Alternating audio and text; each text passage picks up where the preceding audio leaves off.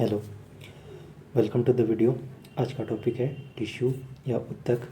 Tissue कितने प्रकार के होते हैं, टिश्यू की स्ट्रक्चर या संरचना कैसी होती है, क्या काम करते हैं और हमारे शरीर में टिश्यू कहाँ होते हैं, कितने टाइप के होते हैं, ये सब हम इस वीडियो में जानेंगे। चलिए वीडियो को स्टार्ट करते हैं।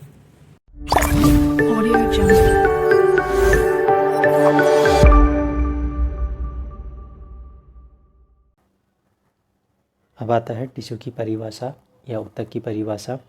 किसी भी जीव के शरीर की कोशिकाओं का वह समूह जो उत्पत्ति और कार्य में एक समान हो, उसको टिश्यू कहते हैं। ये सेल के जो ग्रुप होते हैं लगभग बनावट में और काम करने में लगभग एक जैसे होते हैं, इसीलिए इनको टिश्यू कहा जाता है।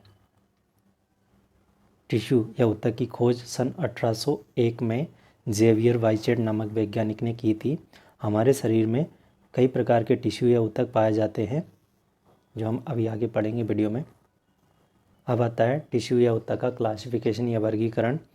एनिमल टिश्यू या ऊतक मुख्यतः 4 प्रकार के होते हैं, मेनली 4 टाइप के एनिमल टिश्यू होते हैं। यहाँ पे देख सकते हैं आप। टिश्यू या ऊतक का क्लासिफिकेशन या ऊतक का वर्गीकरण आता है। एनिमल टिश्यू या ऊतक मुख्यतः 4 प्रकार के होते हैं। यहाँ पे आप देख सकते हैं epithelial tissue, connective tissue, muscular tissue और nervous tissue. Connective tissue, epithelial tissue, muscular tissue और नर्वस टिश्यू, ये आपके 4 टाइप होते हैं मेनली एनिमल टिश्यू में। सबसे पहले आता है आपका एपिथेलियल टिश्यू, जिसको हिंदी में उपकला ऊतक कहा जाता है। एपिथेलियल टिश्यू अलग अलग प्रकार की जो सेल्स होती हैं उनसे बने होते हैं, जो शरीर के बाहरी एवं भीतरी सरफेस, खोखले अंगों, रक्त वाहिनियों में पाए जाते हैं। ये बॉडी की सरफेस, बॉडी की कैविटी, ब्लड वेसल्स, इन सब में पाए जाते हैं। इनमें एक बेसमेंट मेम्ब्रेन पाई जाती है। एपिथेलियल टिश्यूज़ की जो सेल्स होती हैं उन सभी में एक बेसमेंट मेम्ब्रेन होती है, जिस पे लगभग सभी सेल्स जमी रहती हैं, व्यवस्थित रहती हैं। और सभी एपिथेलियल टिश्यू जो होते हैं, उपकला ऊतक जो होते हैं, उनमें एक बेसमेंट मेम्ब्रेन का होना अनिवार्य है, सभी में पाई जाती है। इसके बाद आता है एपिथेलियल टिश्यू का टाइप या उपकला ऊतक कितने प्रकार के होते हैं। तो एपिथेलियल टिश्यू मेनली 2 टाइप के होते हैं, सिंपल एपिथेलियम और compound epithelium tissue. Compound epithelium tissue को मेनली स्ट्रेटिफाइड एपिथेलियम टिश्यू भी कहा जाता है, क्योंकि ये सेल्स की बहुत सारी लेयर से मिलकर बना होता है। यहाँ पे एक डायग्राम में आपको देखने को मिल रहा है, सिंपल एपिथेलियम टिश्यू है जो सेल की एक सिंगल लेयर से बना है, और यहीं पे आपको स्ट्रेटिफाइड स्क्वेमस एपिथेलियम टिश्यू दिख रहा है, जो सेल की कई लेयर से, मल्टी लेयर से मिलकर बना होता है। तो सिंपल एपिथेलियम और कंपाउंड एपिथेलियम में मेन डिफरेंस यही होता है कि सिंपल एपिथेलियम टिश्यू जो होता है सेल की सिंगल लेयर से बना होता है, मतलब इनमें कोशिकाओं की एक परत पाई जाती है। और जो कंपाउंड एपिथेलियम होते हैं उनमें सेल्स की या कोशिकाओं की बहुत सारी लेयर या परतें पाई जाती हैं। अब आता है इनके फंक्शंस। तो एपिथेलियम टिश्यू जो होते हैं वो सीक्रेशन, एब्जॉर्प्शन, प्रोटेक्शन, इससे मिलते जुलते काम करते हैं, क्योंकि ये सरफेस पे पाए जाते हैं, कैविटी में पाए जाते हैं, तो वहाँ पे सीक्रेशन भी करते हैं, एब्जॉर्बेशन भी करते हैं, प्रोटेक्शन भी करते हैं, ये सारे काम ये करते हैं। इसके बाद आता है कनेक्टिव टिश्यू, इसको संयोजी ऊतक भी कहा जाता है हिंदी में। ये ऐसे टिश्यू होते हैं जो शरीर में एक अंग को दूसरे अंग से जोड़ने का काम करते हैं, इसीलिए इनको संयोजी ऊतक कहा जाता है। बेसिकली ये क्या करते हैं, एक ऑर्गन्स को दूसरे ऑर्गन से जोड़ने का काम करते हैं, इसलिए इनको कनेक्टिव टिश्यू या संयोजी ऊतक कहते हैं। इनकी संरचना में कोशिकाएं एक दूसरे से थोड़ा दूर दूर रहती हैं। इसकी जो सेल्स होती हैं, कोशिकाएं होती हैं, उनके बीच में 2 सेल्स के बीच में थोड़ा गैप होता है, थोड़ा स्पेस होता है, जबकि जो एपिथेलियम टिश्यू होता है उसकी सेल्स के बीच में कोई गैप नहीं पाया जाता। अभी पिछले डायग्राम में देखा, एक के ऊपर एक सेल बिल्कुल सटी हुई रहती है, तो उनके बीच में सेल्स के बीच में डिफरेंस नहीं होता, जबकि कनेक्टिव टिश्यू की जो सेल्स होती है उनके बीच में काफ़ी गैप या डिफरेंस वो आपका पाया जाता है। यहाँ पे आप देख सकते हैं कनेक्टिव टिश्यू का एक टिपिकल डायग्राम है। यहाँ पे आपको दिख रहा है, सेल्स दिख रही हैं, एडिपोसाइट सेल्स हैं, मेसेनकाइमल सेल्स हैं, मैक्रोफेजेस हैं, फाइब्रोब्लास्ट सेल्स हैं, ब्लड वेसल्स है, कोलेजन फाइबर्स होते हैं, इलास्टिक फाइबर्स होते हैं। तो यहाँ पे आप देख सकते हैं कि 2 सेल्स के बीच में काफ़ी गैप है, इनके बीच में काफ़ी खाली जगह है, और इसमें फाइबर होते हैं, इसमें आपकी ब्लड वेसल्स भी होती हैं, और फैट स्टोर करने वाली एडिपोसाइट सेल्स भी होती हैं। तो कनेक्टिव टिश्यू कई टाइप के होते हैं, अलग अलग टाइप के होते हैं, अलग अलग कंपोजिशन होता है, लेकिन एक बेसिक कंपोजिशन जो होता है कनेक्टिव टिश्यू का वो यही होता है कि उसमें फाइबर्स होते हैं, उसकी सेल्स के बीच में काफ़ी गैप होता है।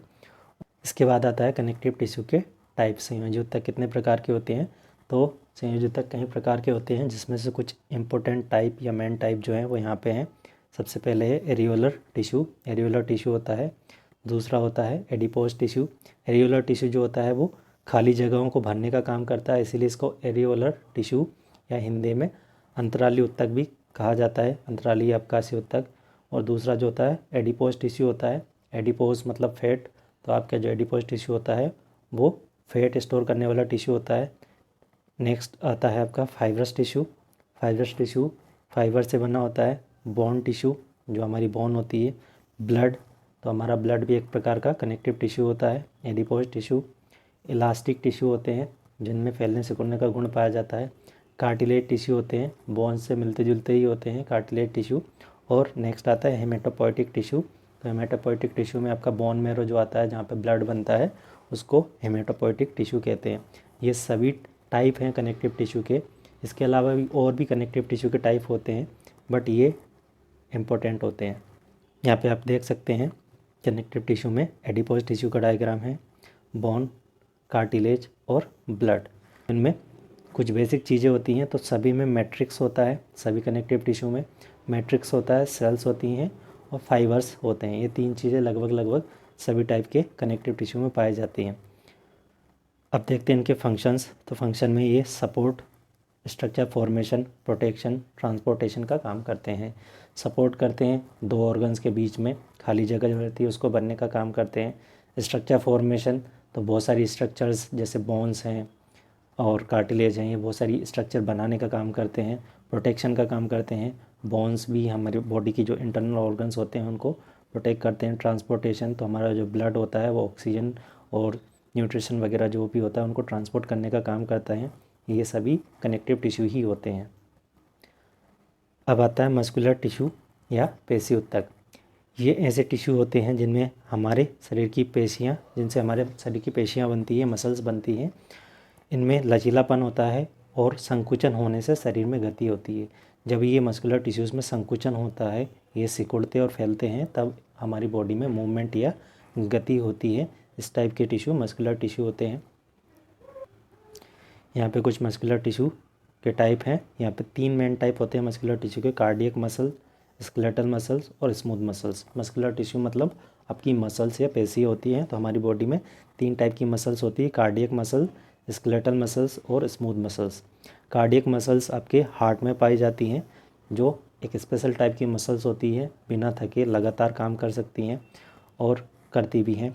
इसके अलावा दूसरा टाइप आता है आपका स्केलेटल मसल्स। स्केलेटल मसल्स आप रिलेट कर सकते हो स्केलेटन सिस्टम से। स्केलेटल मसल्स जो होती हैं, आपके जो स्केलेटन होता है या बोन्स होती हैं, उनके चारों तरफ जो मसल्स पाई जाती हैं उनको स्केलेटल मसल्स कहते हैं।